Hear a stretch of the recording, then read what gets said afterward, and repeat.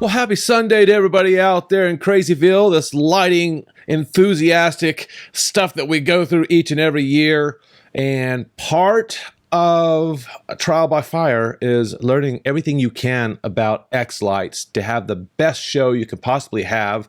And hats off to the developers for always pushing the envelope. But there are times when things change, when they're trying to make one thing better. I always call it the one step forward, two steps back.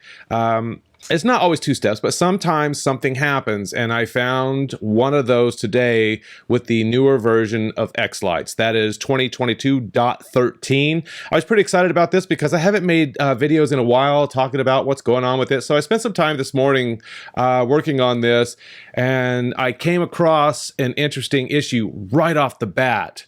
Now, keep in mind, there's a lot of stuff that's been done, and probably one of the most notable ones that I think developers always have to look out for is when they update the xWidgets engine, which was done on both Mac and Windows side. So that's somewhere over here. Let me see if I can find that for you. Allow.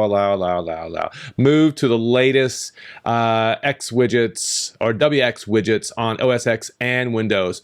And sometimes what can happen is WXWidgets might have, you know, little flaws, little things in there that really can only be tested when we get our hands on it and start playing. I don't suspect this is any issue with what I'm talking about. I think what may have happened here is there's a sound thing going on in here for the purpose of xSchedule. Allow xSchedule to direct and sound and source audio, I'll get it right, from specific sound cards. That might be it. It's the only thing I can think. I thought, well, maybe it has something to do with the ability to export into different video codecs, but that's video. Now, I'm going to tell you right now, I don't want you to panic too much about this release, because as far as I can tell, everything else works except for what I'm going to show you. The add settings to select video, export video codecs, I think that's really cool. I think Scott did that, and it gives you the option to choose different codecs. We'll get into that in just a moment. So that's not the culprit here. So what is happening? Let me move this out of the way. So I want to play the sequence. So I'm going to click play, and it's playing. Where's the sound? There is no sound. Well, that's not true. That's not true. There is sound, but it's on the default sound device, which for me happens to be this monitor right here. So if I go into my monitor and turn up the volume, I get the sound. And it's just fine. What's not happening is it's not playing from the gaming speaker, which I have the G560 gaming speaker system. That is not playing. So naturally, you want to go and start testing it and say, well, wait a minute. Are you sure it's not that? And then you hit play here, and it's coming out of my speakers. No problem. It's coming out of my main speakers. So I know it's not a glitch on the Mac system or software related or an update to the hub that controls all my sound. And to make sure, before I made this video, I restarted my laptop, which I rarely ever do on this Mac because it's just a beautiful piece of work. And I restarted xLights, and then I took it a step further. I said, well, maybe, just maybe something's happening on the Mac side. And I just thought, surely not. And it isn't. I blew the dust off of my Windows computer, cranked it up, turned it on, updated the software to xLights 2022.13. It did the same thing. It would not play sound out of the speaker from xLights. So I'm sure they'll get it fixed. Here's the good news. It's an inconvenience, but there's some other good nuggets in here that we can look at in a moment that may prompt you to want to go ahead and install this. It's up to you, depending on your playback device. If you've got a really horrible sound system built into your main computer or your main monitor that you may be attached to, maybe not. But if you click on the file export house preview, It does include all of the sound with no issues. And I think that's because Scott's done some great work with this and we don't have any issues with that. All right, so let's get into some of the notable things that I think sort of are worth dealing with this. And that would be added controller hyperlinks to FPP Connect. I'm not really sure because I thought it always had those. So if I click on Tools, FPP Connect, and remember FPP Connect is great for discovering those instances of FPP that you may have out there. Now, it didn't discover mine. I had to manually put it in, but I'm also on a version of 6.x, which is not the main release version. So that could be it. So no big deal. But it did find it. And of course, if I click on the link here, then it simply just opens up this guy here. And there's my Falcon Pipe Player software and all that good stuff. More to come on this. Now keep in mind, Keith will probably make a video with some of these updates. Some of these, I don't know all of what some of them mean, but let's go through this very quickly. Add setting to select video export video codec. So this is a pretty cool one. I know a bunch of folks have been having issues when exporting their videos here. And I want to share a couple of tips with you. I have a 5K monitor and I love this thing, but I do have to be somewhat careful because I'm sitting at, what am I sitting at here? I'm sitting at resolution of 2560 by 1080 is what I'm recording this video in. Okay. And by doing that, it makes the dots for these pixels look really big. When I go back to my regular 5K settings, they look great and it exports great. So I typically make these a size 4 in here. So if I go to my appearance, I set it to 4. And I've made a video about this before. You can select all, make sure you deselect your lights or it's gonna mess them up if you have a custom light setup. Deselect your P5 or P10 matrix, just the pixels. Then you can right click, bulk edit, pixel size, and you can change that size. And you can see here, it's picking up the size that I had for my floods. So be careful with that. There are times I'll go back and forth depending on what I'm doing. And that's that. So let's get into this codec thing. This is pretty cool. Let's go to our preferences. And I'll just kind of go down the list here. I didn't see anything new in this section here. View, nothing new there. Nothing new in the effects grid. Sequences, nothing new in here, nothing new in output here. Colors, nothing new. This certainly looks so much cleaner now. This looks really nice. And other, and here we go. So Scott has created the ability to choose a codec, H.2.264, 265. Just Google these. I'm not going to get into the details of these because I do video work and photography and all that kind of stuff. And there are differences and some things work better with your system than others. For the most part, MPEG-4 is going to be just fine. Okay. Or set it on auto. And really all this is about is when you are exporting videos from xLights. I would suggest that you make the screen as large as you can on your monitor. So if you're working with a 2K monitor or a 1080, if you want better resolution, make it bigger. The other thing is kind of new right here, tip of the day. This is kind of cool. So you could turn it off or you could put it where your level is. And at some point, they're going to get this updated so that you'll get these little tips when you launch xLights. And I think this is pretty interesting. Let's see if they can keep up because that's a lot of information to keep people abreast of as things change. Okay, so there we go. And nothing else in there. Let's close out of this. Let's go back to our lovely list. Add right-click options to change tree matrix custom model strings from the visualizer. Okay, so this one's pretty interesting. And I was checking this out and I said, what benefit would this have? Why can't I just do that here? So if I click on my tree and I want this to be 18 of 200 with 2 strands per string, well, I can just do that here. But maybe it's faster just to go to my mega tree, visualize, right click, change string count, change it to 18. Now watch what happens. Don't think you can make it 40 or 17 or something like that. It has to be divisible by the total strings that you currently have. So if I set this to 40, watch what happens. It says string count 36 is not divisible by 40. So don't do that. Typically what we would do is change this to 18, and let's see what it does.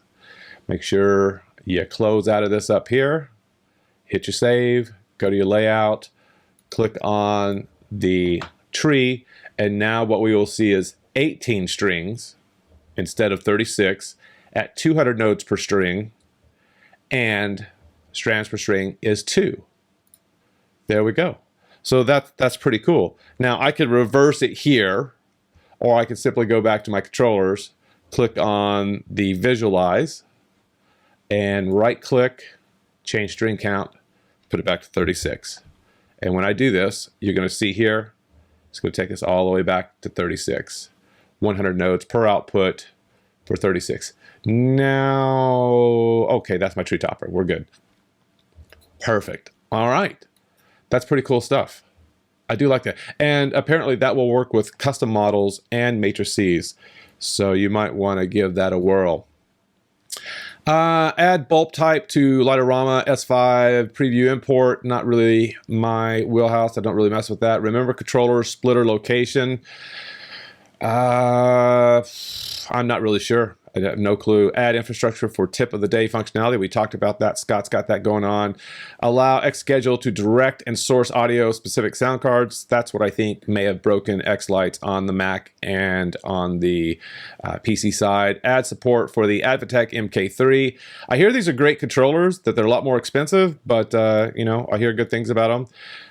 And by the way, I don't think there's really any shortage of controllers when you think about it. Look at this list of vendors that you can choose from for controllers. Advantech, ESP Pixel Stick, Entech, I don't even know who they are, FFP Falcon, Hansa Electronics, Hinks Holiday Coral, J1 Culp Lights, Lore, Micro CYB, Minleon, Zen Devices, Scott Nation, there's just, xLights just keeps expanding. It's sort of nutty, right? All right, let me see if I can find where I put my handy dandy little guy here. Let's get you back in here. Let's see what else we got here. Move to latest X widgets. We talked about that. Fix empty brightness field in dimming curve dialog. Oh, that's good. I don't use them. Fix loading timing labels flagging the sequence as changed. I'll have to play around with that. I think it's always good when we have these prompters telling us when we've done something different. So I always like that. Fix DMX validate settings off by 1 error. I haven't had any DMX validation issues in my world. Increase the color dropper limit from 200 to 1024. What? That must be a Windows thing. It is a Windows thing. And that's great. And what I should have done when I was testing my PC was look at some of this stuff, and I didn't, like a bonehead. Also, that there may be, is there a dark mode? You guys let me know. Does xLights on the Windows side now have a dark mode? Because it mentions this down here a bit. Add a way to optionally force strict source port compliance for ArtNet. I'm not using ArtNet. Add more import of Ripple properties from S5. That's interesting. Now, I was looking at Ripple because I think it's a pretty cool effect, and it looks like it's got a new little icon going on there. And I know with Ripple that for the longest time, you couldn't really mess with some of your X and Y coordinates depending on which item you chose. So if you chose a tree, oh, yeah, nope, that's there. Let's put you back in there. So some of these I thought used to be grayed out, but it looks like they're all pretty open right now, which I think is fantastic. Let's just go to present. Yeah. So I think there might have been some changes made in here to make this a little more versatile, which I think is the cat's meow. I think that's really, really cool. And before I mess up my sequence, let's just get rid of it. Alrighty, let's get back to some more. Let's see here. Boom, boom, boom. Ensure zero configuration pixel protocol respects default controller brightness. Yeah, for all you ZCPP people, go your way. Show search and select effects time formatted. I need to spend more time with that. I was messing with that and I was trying to figure out what that did differently. Fix link color on Windows when in dark mode. Okay, on Windows, fix link color on Windows when in dark mode. I didn't know the Windows version of xLights had dark mode, so you tell me. Add back manual custom model generation for tricky models to video. That's something that Keith had put in for doing, videotaping the models to create your wiring diagram, which I have never really used. Fix numerous issues with prepare audio feature. Okay, I don't know. I think that has to do with the sharing of music, but avoid copyright issues. And I've never used it because I think if you can't afford 99 cents or $1.29, you should just go back to Candlelight for your shows. Fix some corruption of canvas effect buffers when layers below use subbuffers. That's always good when these little things are fixed because canvas is a very complicated component of xLights. Very few use it with intention because you can get pulled into the weeds and what might take you 60 hours for a sequence, you start playing with canvas and messing in there, you're going to spend 120 hours. It's absolutely fantastic, but you can really get absorbed into that world. Fix canvas mode effects that use per model rendering style. So again, all these little things, cleaning these up are always welcome additions. Fix issues when loading XSQ by double clicking on it. So I don't typically double click on XSQs. I do it old school. I click file, open, find the sequence and go there. But you can, anytime you double click on XSQ, it will open up a newer version of xLights and you're off and running. All right. DMX moving heads use sequence frame timestamp to calculate pan tilt rates instead of real time. That may be something very interesting because as many of you who use moving heads know, there's a home position that can be tricky. And so if you're importing sequences from others that sell moving head sequences, that can be a challenge. And so and I really shouldn't be even saying anything about this because this is not really my world, but so anything they do to improve that is always good. And I'll have to find out exactly what that means. I'm not going to tell you what it is because Dan will smite me for giving you wrong information, which he should. And then the last one, fix drag select on submodels dialog loses mouse if you leave the Windows area. Mock. Who's MOC? We got a new developer? Come on, man. Let's introduce these people. That's awesome. Fix drag select on submodels dialog loses.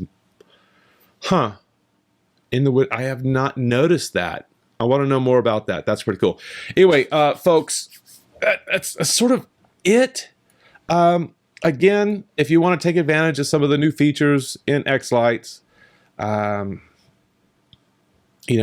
for it. Just know that your sound is going to be based on your default output device, your speaker, whatever that may be. And depending on if you're on Windows or Mac, it may be just whatever that default USB sees. And for me, that's this monitor here. That's it.